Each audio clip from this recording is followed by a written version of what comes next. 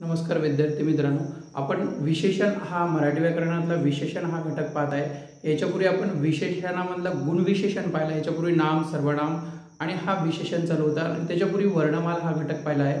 आपण या चॅनलवर जर नवीन असाल तर या चॅनलला नक्की सबस्क्राइब करा आणि याच्यापूर्वी जर तुम्हाला हा व्हिडिओ आवडत असेल तर लाईक करा, शेअर करा आणि कमेंट्स करायला विसरू नका मित्रांनो। आणि आपण हा चॅनलला जास्तीत जास्त शेअर करा। आणि हा व्हिडिओ समजण्यापूर्वी आपल्याला की विशेषण हा घटक आपण पाहिलेला आहे, गुणविशेषण। विशेषणामधला हा गुणविशेषण पाहिलेला आहे, विशेषणाची व्याख्या झालेली आहे, गुणविशेषण पाहिलेला आहे। हा याच्या पूर्वीच्या व्हिडिओमध्ये आहे, तो व्हिडिओ पूर्ण अगोदर पाहून घ्या गुणविशेषणचा। विशेषणामधला गुणविशेषण आज आपण पाहणार आहे की संख्या विशेषण म्हणजे काय, की संख्या विशेषण म्हणजे की एखाद्या नामाबद्दल हे एक विशेष माहिती सांगून त्या नामाची व्याप्ती मर्यादित करण्याला विशेषण म्हणते, परंतु याच्यातला गुण दर्शवत असेल तर गुणविशेषण, आणि त्या नामाची संख्या दर्शवत असेल, एखाद्या नामाची व्याप्ती मर्यादित करण्याला जसं एखाद्या संख्येचा उपयोगात आणली असेल तर त्यांना संख्या विशेषण असं म्हणतात। जसं की 15 मुले, 10 आंबे हे झालं संख्या विशेषण, म्हणजे की त्या नामाची व्याप्ती मर्यादित करण्यासाठी संख्येचा उपयोग केला जातो, त्याला संख्या विशेषण म्हणतात। आणि संख्या विशेषणाचे हे 5 खालील उपप्रकार पडतात। एक येईल पहिला आपला गणनावाचक, क्रमवाचक, आवृत्तीवाचक आणि पृथक्त्ववाचक आणि अनिश्चित। आपला गणनावाचक म्हणजे आपल्या या नावातच येते, लक्षात आहे की गणना म्हणजे काय, गिनती। गणना म्हणजे गिनती किंवा मोजणे। ज्या विशेषणाच्या योगाने नामाची गिनती किंवा गणना किंवा मोजल्या जाते त्याला गणनावाचक म्हणतात। गणनावाचक संख्या विशेषण म्हणजे की ज्या विशेषणाच्या योगाने नामाची गिनती किंवा गणना केल्या जाते, ज्या विशेषणाच्या योगाने नामाचं मोजमाप केले जाते, की जसं आपण म्हणतो दर 10 वर्षांनी आपल्या भारताची जनगणना होते। जनगणना म्हणजे मोजणी, आणि ही गणना मित्रांनो की एक अक्षरात आणि अंकात केल्या जाते। अक्षरात जी गणना आपण करेल, जे मोजमाप करेल, एक अक्षरात करेल किंवा दुसरा अंकात करेल गणना। जसं 10 आंबे हे अंकात लिहिल किंवा 10 आंबे हे अक्षरात लिहिल, अशा प्रकारे गणनावाचकचा पहिले गणनावाचक। ज्या संख्या विशेषणाच्या योगाने नामाची गणना केल्या जाते त्याला गणनावाचक संख्या विशेषण असे म्हणतात। आणि गणनावाचक संख्या विशेषणचे मित्रांनो 3 उपप्रकार पडतात, एक पूर्णांकवाचक, अपूर्णांकवाचक आणि साकल्यवाचक। पूर्णांकवाचक म्हणजे की ज्या संख्या विशेषणाच्या योगाने नामाची पूर्ण संख्या दर्शवली असेल, उदाहरणार्थ 10 आंबे हे 10 आंबे हे पूर्ण संख्या, हे पूर्णांकवाचक होईल। 10 आंबे, 20 मुले, 20 मुले, 40 फुले, 40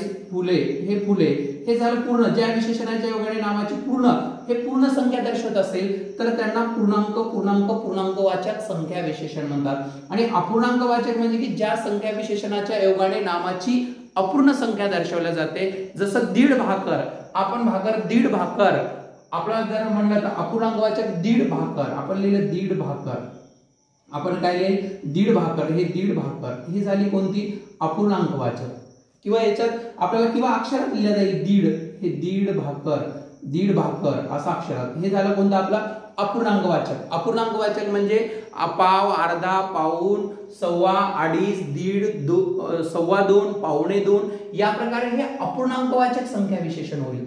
आणि साकल्यवाचक म्हणजे की ज्या संख्या विशेषणाच्या योगाने नामाच्या तेथील घटकापैकी सर्वच घटक दर्शवत असेल, तितक्या दर्शवल्या घटकापैकी सर्वच्या सर्व म्हणजे साकल्यवाचक। आणि दर्शवलेले जे काही घटक असतील, आपल्याला जे काही तेवढे दर्शवलेले घटक असेल त्या घटकापैकी सर्वच घटक दर्शवत असेल तर त्याला साकल्यवाचक म्हणतात। की उदाहरणार्थ 5ही पांडव, किती पांडव होते 5, त्याच्यापैकी सर्वच 5ही पांडव।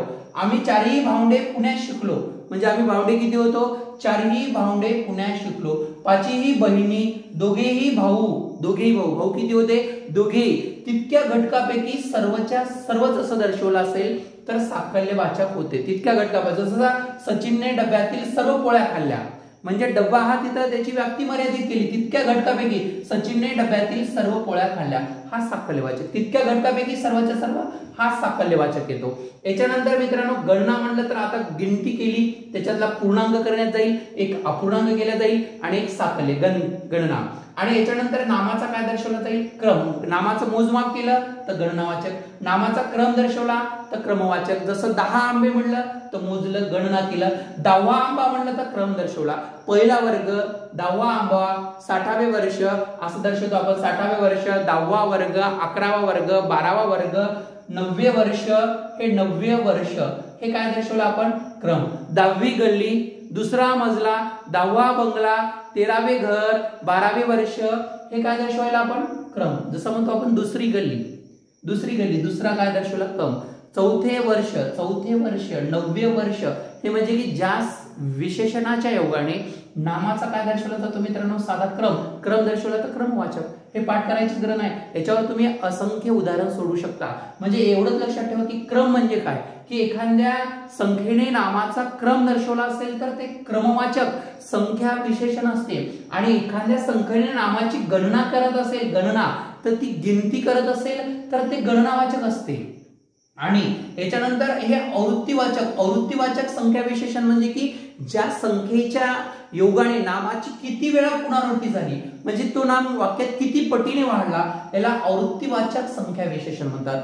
क्रम मध्ये क्रम दर्शवला ते, गणना म्हणजे गिनती केला ते. या आवृत्तीवाचक मध्ये की ज्या संख्या विशेषणाच्या योगाने नामाची किती वेळा ही पुनरावृत्ती झालेली आहे, त्याला आवृत्तीवाचक संख्या विशेषण म्हणतात. आवृत्तीवाचक जसा दुप्पट मुले, 60 पट वर्ष, हे 60 पट वर्ष कितीने वाढले, 60 पट. 10 पट पक्षी, हे 10 पट पक्षी म्हणते. पक्षी कितीने पटीने वाढले, 10 पट पक्षी, 10 पट. आवृत्तीवाचक.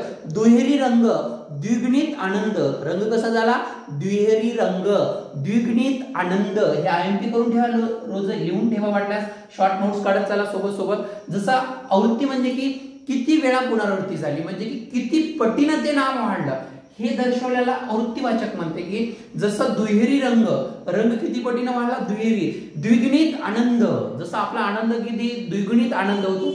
जसं तुम्हाला नोकरी मिळाली की तुमचा आनंद कसा होईल, द्विगुणित आनंद होईल. जसं तुम्हाला आज मिळालं की तुमची जॉईनिंग झालेली आहे किंवा तुमच्या लिस्ट मध्ये नाव आलं तर तुमचा आनंद कसा होईल, द्विगुणित आनंद होईल.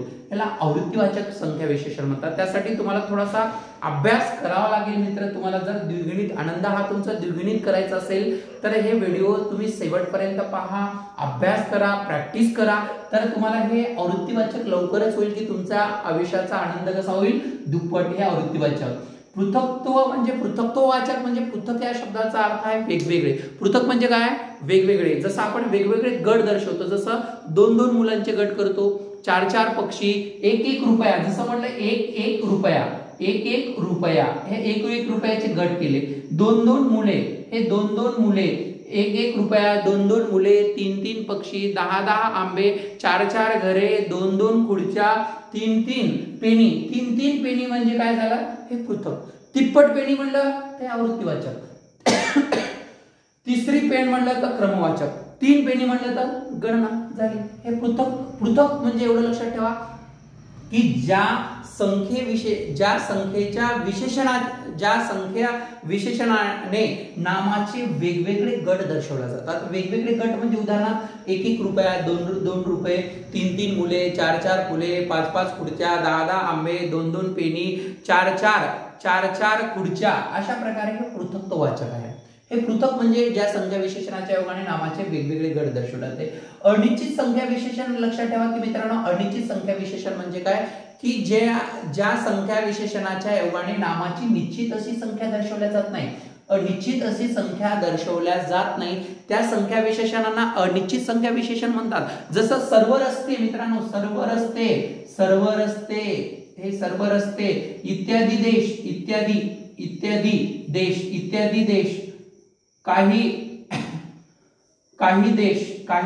इत्यादी देश, काही मुले, काही फुले. जसं काही मुले म्हटलं आपण, काही मुले, हे काही फुले, हे कोणतं होईल आपला अनिश्चित संख्या विशेषण. आणि इथं लक्षात ठेवा की जे नाम निश्चित संख्येत मोजले जाते अशा विशेषणांना निश्चित संख्येत मोजले जाते, परंतु निश्चित अशी संख्या दर्शवल्या जात नाही, त्यांना अनिश्चित संख्या विशेषण म्हणतात. जसं काही मुले, काही फुले, सर्व रस्ते, इत्यादी देश, काही देश, हे झालं कोणतं अनिश्चित. जसं आपण सर्व हा शब्द या ठिकाणी वापरला होता साकल्यामध्ये, परंतु ते तितक्या घटकावरी दर्शवता. जसं की सचिनने डब्यातील सर्व पोळ्या खाल्ल्या, सचिनने डब्यातील सर्व पोळ्या खाल्ल्या, हे झालं साकल्यवाचक. सचिनने डब्यातील सर्व पोळ्या खाल्ल्या, हे साकल्यवाचक. आणि सर्व रस्ते म्हणलं तर इथं मर्यादित नाही, इथं तितक्या घटकावरी सर्वचे सर्व साकल्य. आणि इथं सर्व रस्ते निश्चित आहे. सर्व झोपड्या, इत्यादी देश, काही देश, काही मुले, काही फुले जे नाम निश्चित संख्येत मोजल्या जाते, परंतु निश्चित अशी संख्या दर्शवल्या जात नाही, त्यावेळेस अनिश्चित संख्या विशेषण होते. जे नाम निश्चितच संख्येत मोजल्या जाते परंतु निश्चित अशी संख्या दर्शवल्या जात नाही, अशा विशेषणांना अनिश्चित संख्या विशेषण असे संबोधल्या जाते. आणि याच्या व्यतिरिक्त लक्षात आहे की असं लक्षात ठेवायचं असेल तर येते याच्यातला काही साखर. आता काही साखर म्हणलं तर हे अनिश्चित संख्या विशेषण होत नाही मित्रांनो. साखर संख्येत मोजता येते का? आपण जर दुकानात गेले तुम्ही तर म्हणता का एक साखर द्या, एक दूध द्या, असं म्हणतो का आपण? नाही म्हणत. हे काही साखर, हे जे परिमाण आहे याला काय म्हणतात? प्रमाणदर्शक शब्द वापरला जाते. याला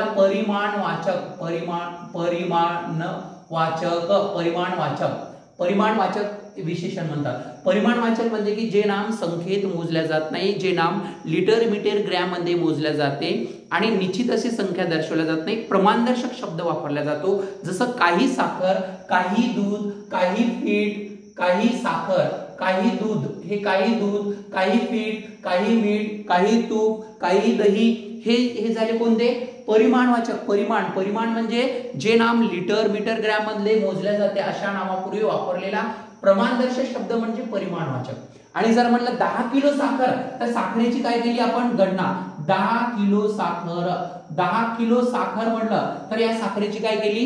गणना. तर हे गणनावाचक मध्ये येते, गणनावाचक. काही साखर म्हणलं मित्रांनो तर परिमाणवाचक विशेषण होते. काही मुले म्हणलं तर अनिश्चित होते. मुलं आपण संख्येत मोजतो तर अनिश्चित संख्या विशेषण होते. काही फुले, काही देश, हे काय होईल? अनिश्चित. आता जसं काही दूध, काही पाणी, काही साखर, हे कोणतं होईल? परिमाणवाचक.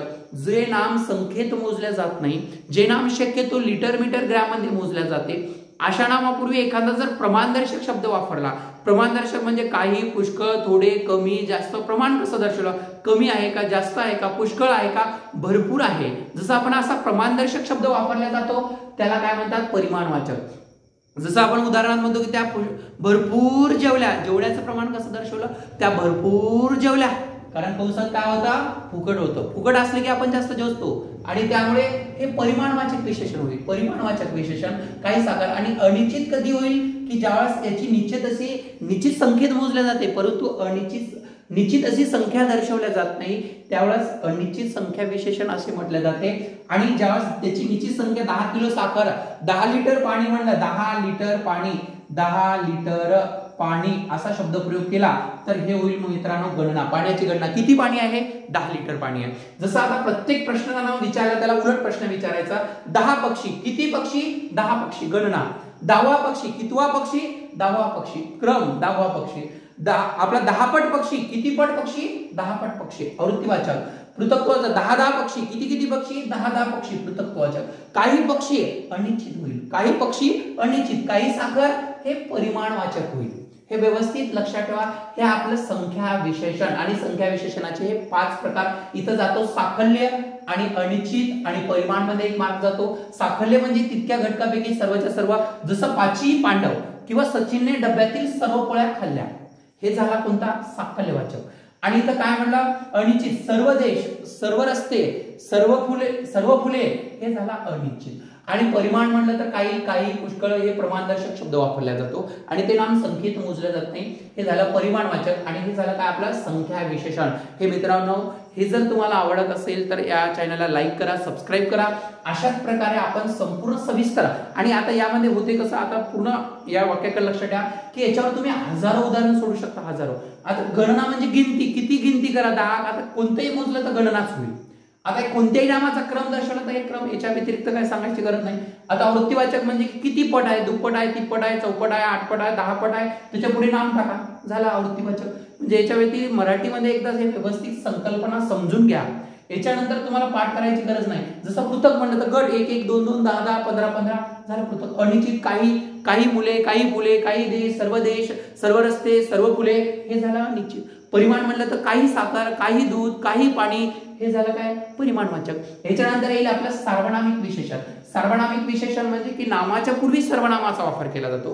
हे नामाचा पूर्वी सर्वनामाचा वापर केला जातो किंवा सर्वनामापासून तयार झालेल्या विशेषणांना सार्वनामिक विशेषण म्हणतात किंवा त्याला सार्वनाम साधित असा शब्द वापरला जातो. की सार्वनामिक आणि सार्वनाम साधित, हे सार्वनाम सर्वनाम साधित. हे सर्वनाम साधित हा कधी वापरला जाते मित्रांनो आणि सार्वनामिक कधी वापरला जाते. सार्वनामिक म्हणजे की नामाच्या पूर्वी सर्वनामाचा वापर केला जातो. हे सार्वनामिकचाच एक प्रकार मानला जातो की सर्वनाम साधित. साधित आणि सिद्ध. सिद्ध म्हणजे तयार असलेले, साधित म्हणजे तयार झालेले. सिद्ध विशेषण म्हणजे तुम्हाला सांगा म्हटलं तर जे विशेषण तयार आहे, जसं 10 तयार आहे, 10 आंबे सिद्ध झालं. आता साधित म्हणजे की कशापासून तयार झालेला असेल तर त्याला आपण साधित हा घटक वापरला जातो. साधित मराठी व्याकरणामध्ये याच्या पूर्वी आपण साधित या शब्दाबद्दल माहिती पाहिली. आणि सिद्ध म्हणजे तयार असलेला. सिद्ध तर हे सार्वनामिक विशेषण म्हणजे काय, नामाच्या पूर्वी सर्वनामाचा वापर केला जातो किंवा सर्वनामापासून तयार झालेल्या विशेषणांना सार्वनामिक विशेषण म्हणतात. याच्यातला उपप्रकार म्हणजे सार्वनाम साधित म्हणजे सर्वनामापासून तयार झालेल्या विशेषणांना सर्वनामाला प्रत्यय जोडून तयार झालेल्या विशेषणांना सर्वनाम साधित म्हणतात. साधित म्हणजे कशापासून तरी हे तयार झालेला. जसं मी पासून माझ्या, तू पासून तुझ्या, तो तसा तसला, हा असा असला, कोण काय कसा कसला, कोण पासून कोणता, असा कोण.